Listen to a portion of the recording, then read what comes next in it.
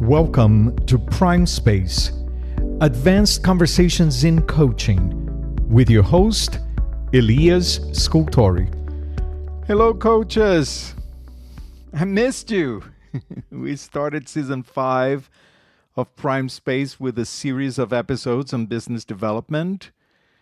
And I had so many awesome guests. I love having guests here at Prime Space. But I missed our one-on-one conversations. So here we are today, just the two of us. And although I want to give it a pause on these business development matters, I feel that today's topic is very much an extension of what we have been addressing in this season so far. In coaching, we often talk about developing our coaching skills. And we seem to be always concerned about developing our coaching business. We also talk a bit about the importance of our own personal development. But I feel we often treat these areas separately. And I don't think they are. In fact, I think they are deeply interconnected. I would argue that if we want to become great coaches, we need to pay attention to all three areas: skills development, personal development, and business development. But we need to see them all together. So stay with me here for a moment, because there is something underneath this that is really important. I don't believe we can develop the coach by developing only the coaching. I'm going to say this again. We cannot develop the coach by developing only the coaching. Get it? Just like our clients, we coaches are human beings. And when we show up to coach, our whole person is there. There is no way to separate. Whether we like it or not, whether we are conscious of it or not, we bring our entire self into the coaching relationship. And while we may know that at some level, I'm not sure if we intentionally work with it. And that's what I want to talk about today. When we talk about developing as coaches, probably the first thing that comes to mind is skills development. Listening, presence, questioning, evoking awareness, partnering, creating a session agreement. All of these things that we have learned through our coach education and continue to develop through our careers. Of course, they are crucial. They matter tremendously. But here's the question I want us to consider. Where do these skills actually come from? Let's take listen, for example.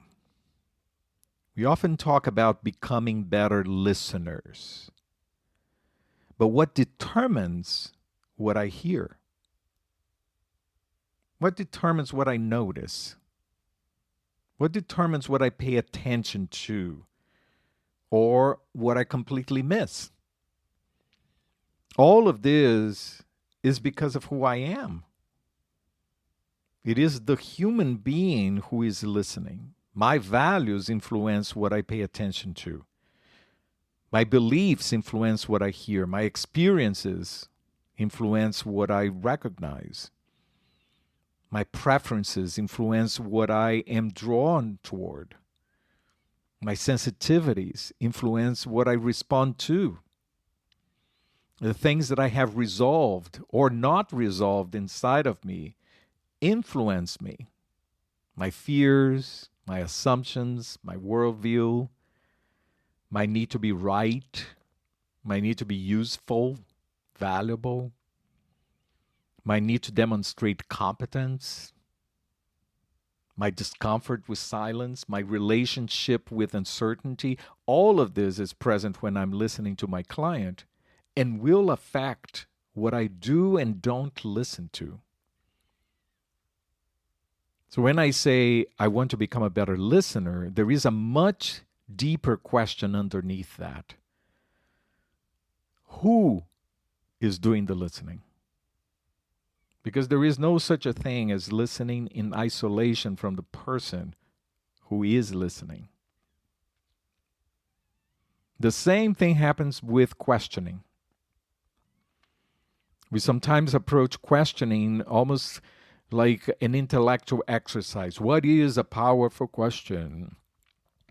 How do I ask a more powerful question? What question should I ask here? But why did I ask that question? Why did that particular question occur to me?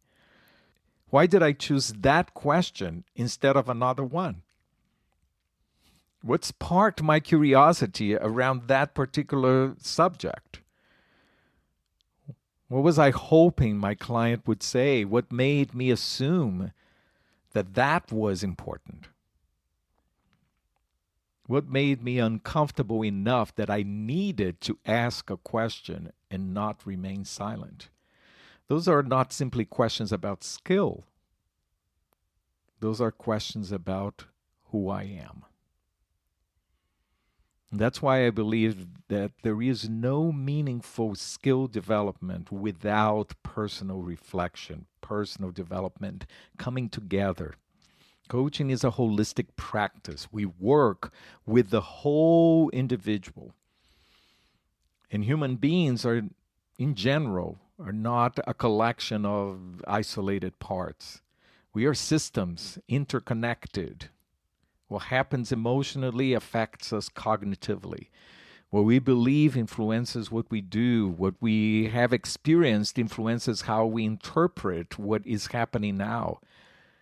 Our bodies respond. Our relationships influence us. Our history influences us. Our environment influences us. Everything comes together. And coaches are no different. We are also systems. We bring our complex system into the coaching relationship. There is no way to avoid that. Which means that if I want to develop my coaching, I must be constantly willing to develop myself. I must be committed to becoming increasingly more self-aware. Not so that I can somehow push that to the side or mask it. That would be crazy, right? Separate ourselves from our humanity. That's not the goal, but it's actually the opposite. It's actually incorporating it, work with it, and make it an even more powerful asset for the client. I need to know what happens in me when a client challenges me. I need to notice when I become impatient, when I start working harder than my client, when I want to rescue, when I think I know, when I trust my intuition too much. I need to notice when I am attached to a particular outcome, when I hear something that confirms what I already believed, when I need to prove myself, when I need to pat myself on the shoulder, oh, you're such a good coach.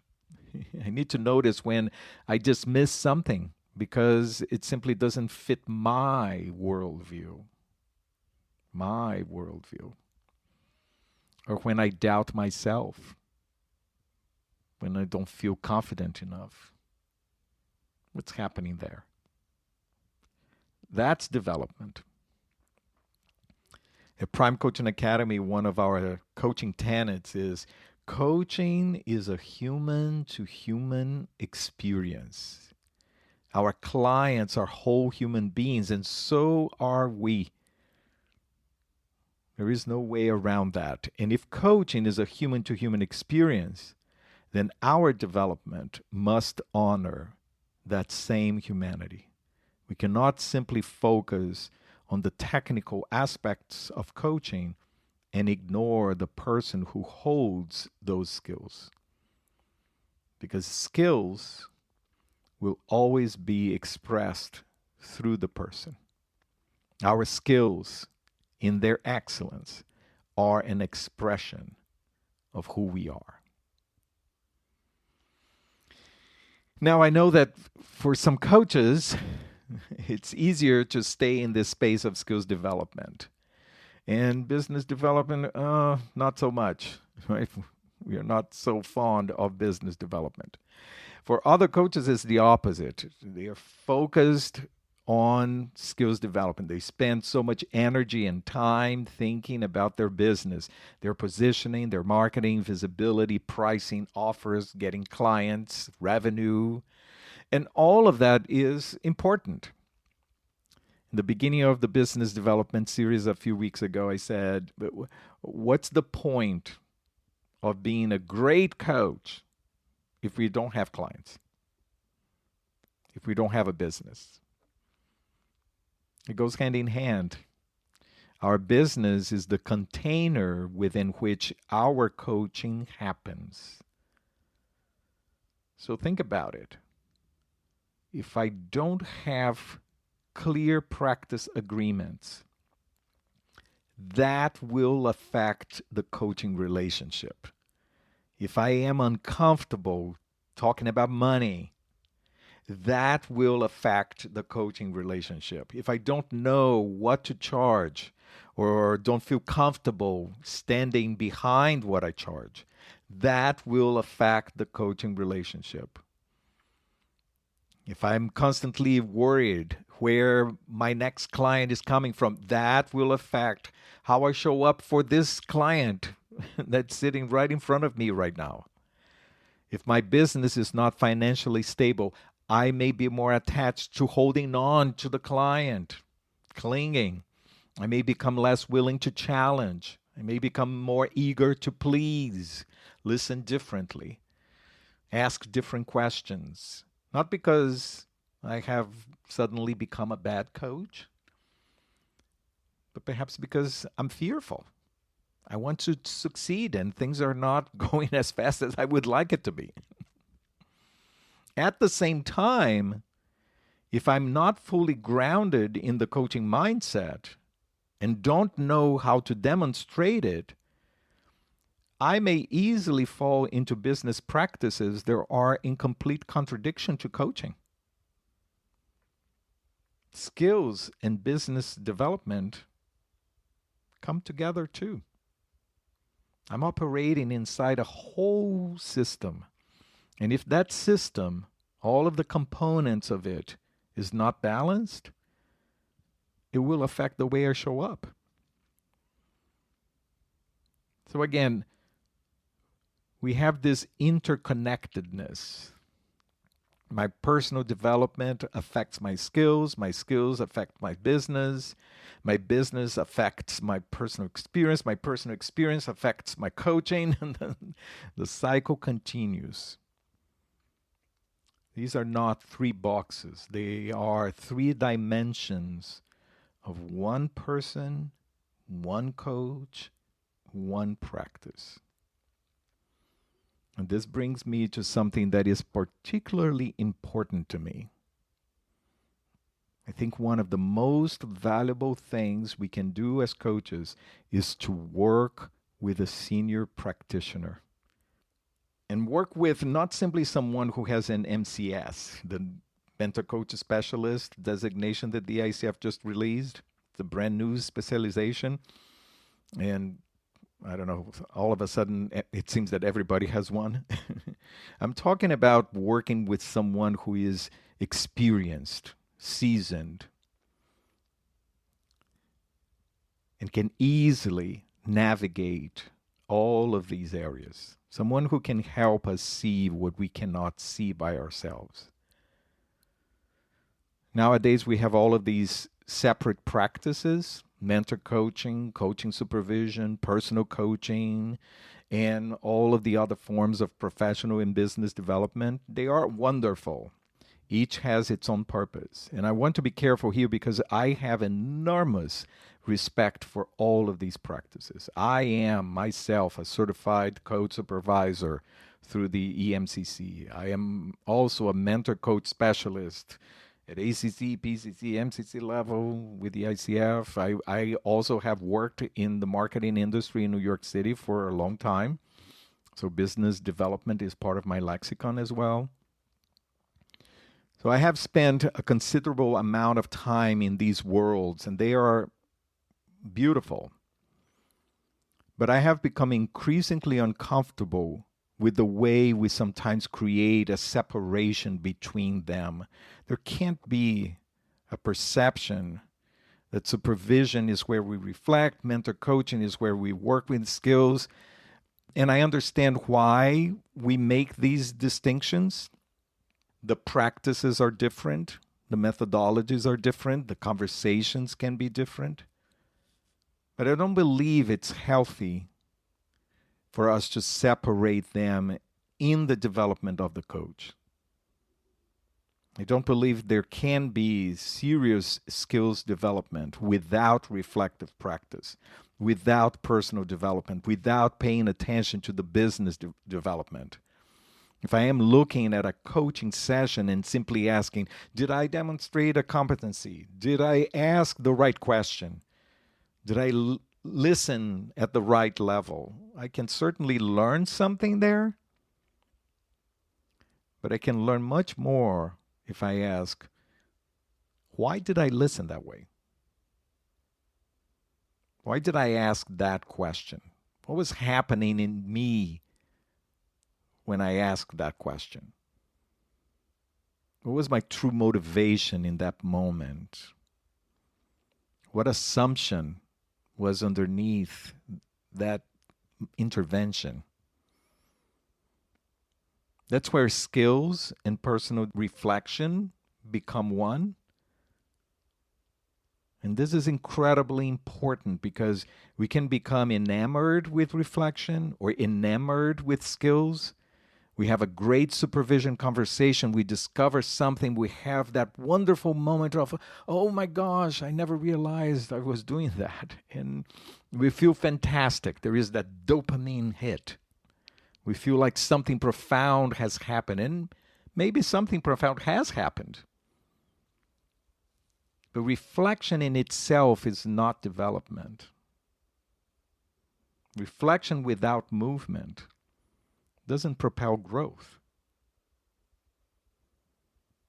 At the same time, we can be fascinated by crafting a beautiful question and the details of language when we are coaching. I was able to establish a great session agreement, and it feels good that I demonstrated that skill.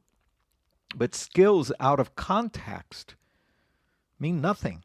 I can't tell you, as an ICF assessor, how many coaching sessions I have heard where the coach checks all the boxes. ChatGPT says it's a perfect coaching session. And the session is absolutely insipid. Because skills alone don't do the trick. And also, we can have the most amazing, successful practice, but that is all for nothing if we can't deliver great coaching. That's why when we hire a senior practitioner to work with us, it must be someone with the experience and the capability to navigate all these areas because they are all interconnected. We can't avoid it. This is really the point I want to leave you with today. Please invest in your development as a coach seriously, continuously, and holistically.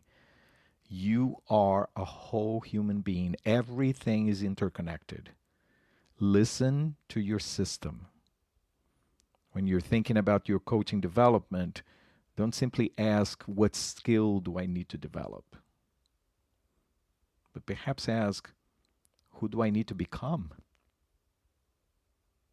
Instead of, how do I get more clients? Perhaps consider, what is happening in me in relationship to my practice? Instead of what did I do in that coaching session, perhaps what was happening in me while I was doing it. Because the coach is never separate from the coaching. And the coaching is never separate from the business that sustains it. And the business is never separate from the person who created it. It all connects. Skills development, personal development, business development, 3 dimensions, 1 coach.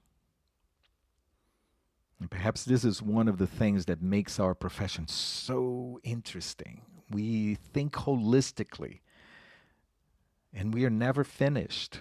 There is always another layer to discover, another assumption to examine, another skill to refine, another part of ourselves to understand, another way to make our practice more sustainable. Coaching is about believing in the resourcefulness, the capability, the wholeness of our clients.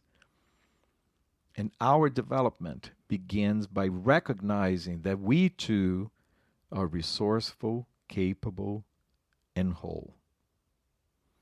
Curiosity, humility, courage, and the willingness to look at the whole.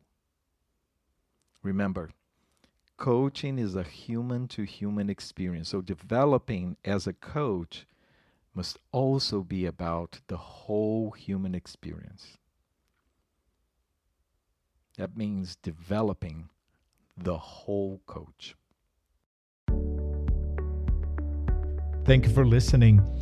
If this episode gave you something to think about, I'd love for you to follow the podcast and share it with another coach who would enjoy the conversation. Your comments and reviews also help more coaches discover Prime Space. Every follow, review, and like helps raise the level of conversation across our coaching profession. Prime Space is produced by Prime Coaching Academy, where these conversations continue through our ICF accredited coach training programs. Prime Coaching Academy, we go a step further. I'll see you next week.